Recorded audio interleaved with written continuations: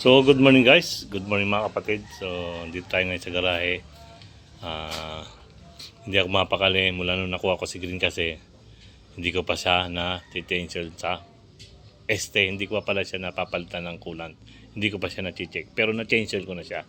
So, sa ngayon mga kapatid, mga bomba, sinubukan ko siyang i-check. So, tinanggal ko na yung mga cover. Ayan, wala na yung cover. Nandun na yung cover niya. So, ayan.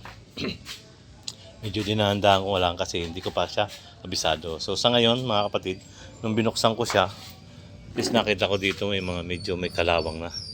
So nung binuksan ko siya, hindi siya kulant ang laman.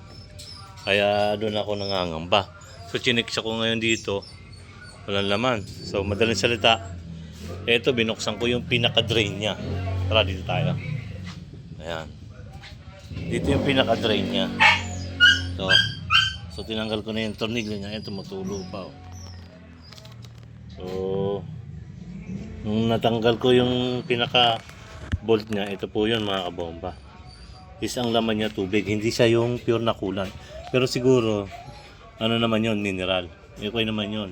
Kasi nagamit ko na si Green ng nagbigan kami. Saka nung mga nakaraan, nag-rides kami ng Marilaki. So sa ngayon, di ako mapakali. Talagang inano ko siya. So ngayon guys, hindi ako mapakali. So binuksan ko nga siya dahil ang gusto ko siya talagang ma-check. So ang laman tubig, hindi ako mapakali. So ngayon, nabuksan ko na siya, nalinis ko na. Ayun, pati to, tinanggal ko na rin yung laman. Ayan, wala na po siyang laman. Tinugot ko na siya. Ayan, ayan. Wala nang laman to eh. Gas lang. Pero okay na yan, malinis na yan. So ngayon, para sigurado ako, eto ilalagay natin. Para sigurado. Kaya lang, titikin natin kung hanggang saan yung level nito. Ito yung reservo. Tapos ito yung pinaka-main niya, papunta sa radiator. So, tara, salina na natin si Green para medyo kampante na ako.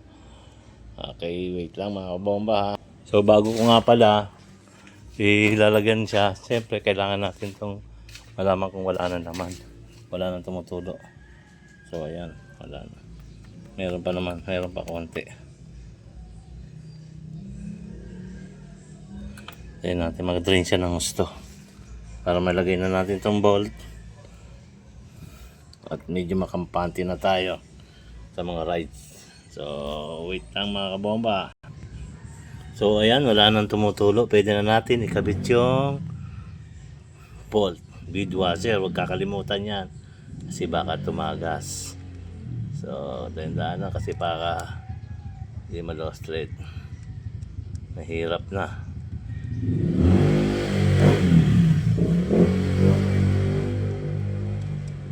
Ano ba yan? Ayan na, ilalagay na natin pinaka-bolt niya. Na-drain na siya ng gusto. So ginamitan ko siya guys ng vice grip para sigurado. Ayan. Ang vice grip naman, medyo luwagan natin ng konti para may fit. Ayan. So mamaya ko na higpitan niya. So ayan mga bomba, pwede na natin salinan ng coolant. Ito ay Preston para serval tayo rito. Yan, magandang klase ito. So tara, salinan natin. Yun no. Tingnan natin kung ilan na naman ang kung saan naman mapupuno yan eh. Tapos yung matitira, dun tayo sa reservo. Ito is 1 liter. Tingnan natin kung hanggang saan siya.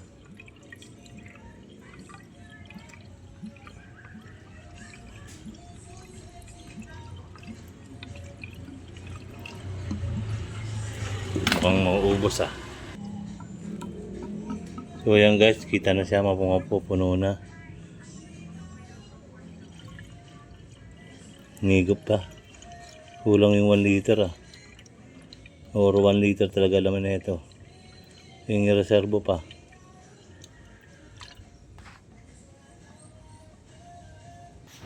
So ayan mga kabomba, puno na siya. Okay na, pwede na natin i-close para ma-check natin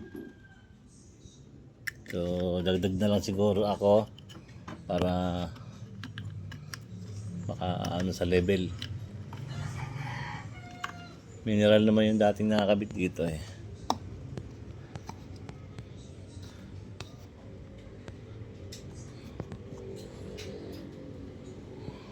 So, close na natin. Uy, mali. Ito ba yata?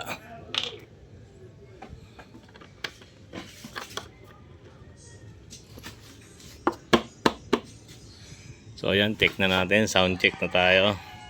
So, ayan mga kapatid. Right shift po sa atin lahat. Ingat-ingat po palagi. God bless. Bye-bye.